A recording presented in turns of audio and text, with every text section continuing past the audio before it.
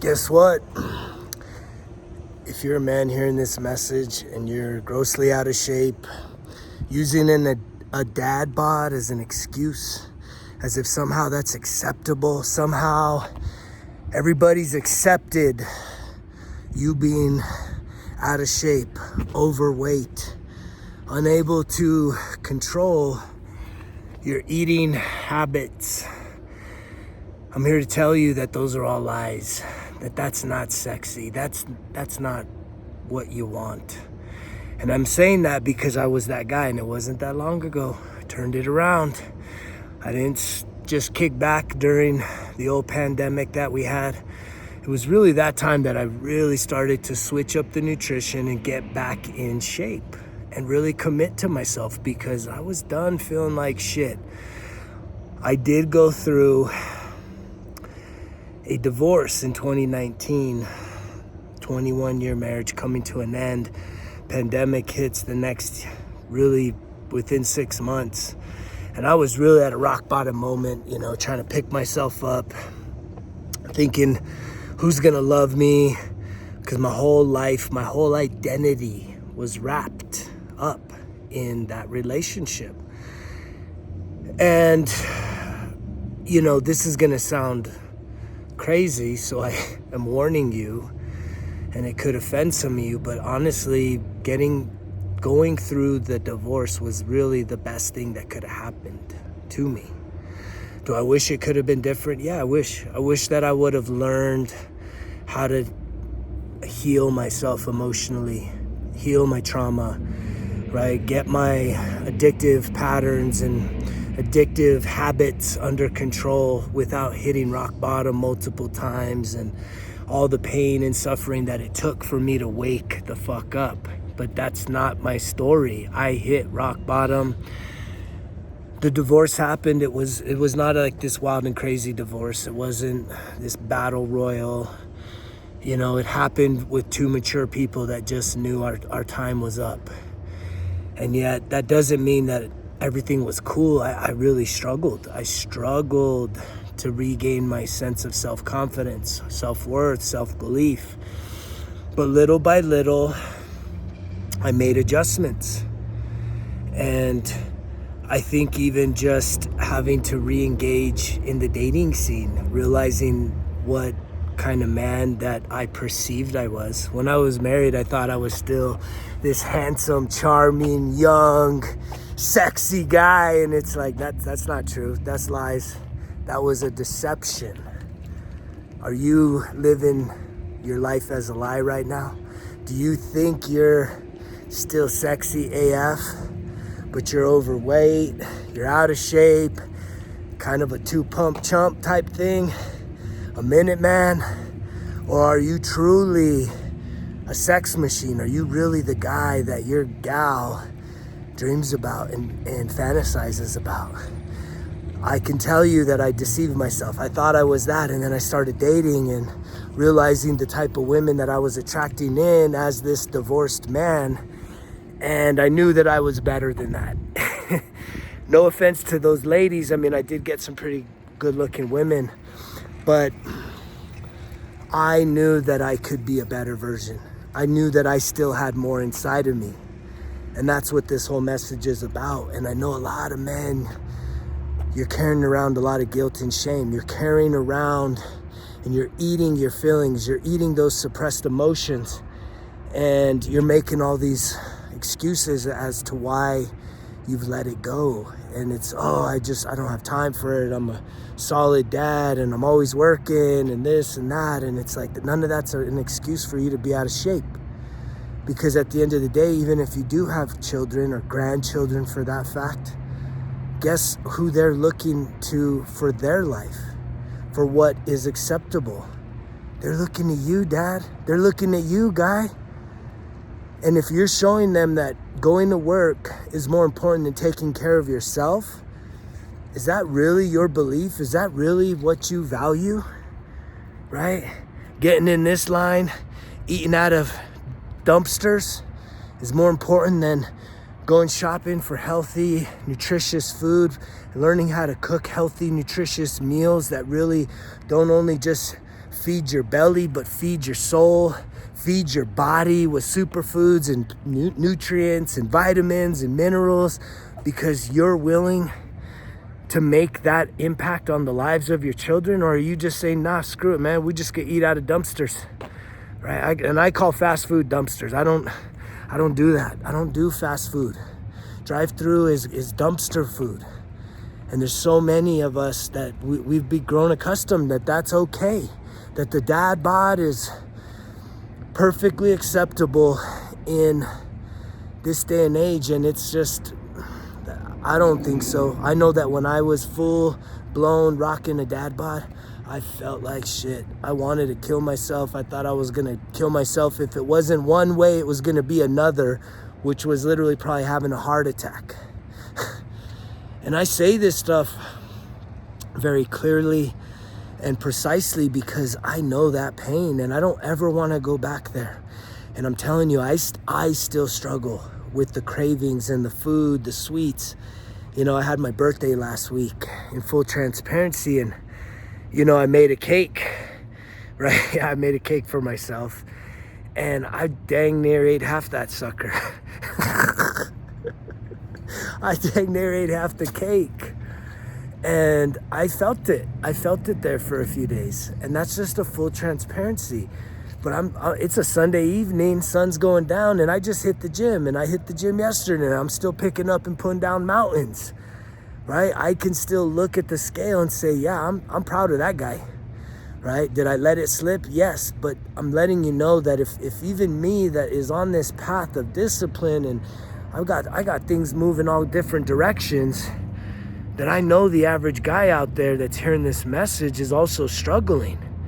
And we need each other to encourage each other. And you got to get past your thin skin and being triggered and, you know, criticizing whatever the hell you think you see, because it's me shining the light on you and making you feel a little uncomfortable, just like that sun, right? I'm shining a little light in your eyes and it's making you feel insecure.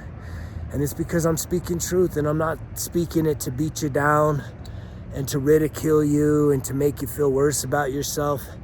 I'm really sending this message out there to know that you're seen, you're heard, you're not invisible. I know that you're busting your ass. I know that you feel unappreciated. I know that you're being underpaid in many ways. And I know that you're not getting the loving that you wish you could get. But the most important thing that you do have control over is your habits, your actions, and it starts now. The things that you can control is what you're putting in your body. And if you're someone that needs some help, know that it takes a warrior to ask for help. It really does, man. Like, weak people don't ask for help. It's someone that's strong and saying, you know what? I want to be a better version of me and I need some help. I'm here to help you, but I believe that many, many, many men need professional help. And what sucks is even the professionals have this twisted mindset that men somehow need to tough it up and that you don't get to be emotional. And it's not about being a crybaby and emotional. It's about being emotionally fluid, to really being in connection with your emotions, saying, if you've had a really stressful week, stressful day, you're feeling overwhelmed, underloved, like finding the words to say, you know what? I need some space. I need to go work out. I'm feeling stressed. I'm feeling overwhelmed. I'm feeling lonely. I'm feeling sad. I'm feeling unloved. Like learning how to communicate that to the people that you trust, that you love. And if the people that you share that with, if they don't reciprocate that and really want to meet your needs, you know, then maybe it's a couples therapy. Maybe there's something different. Maybe you need to switch up. Who is in your life? Who has access to you? Because a new age has come and it's time for men to start to heal their emotional wounds, to quit suppressing, quit sucking it up. Because here's the thing.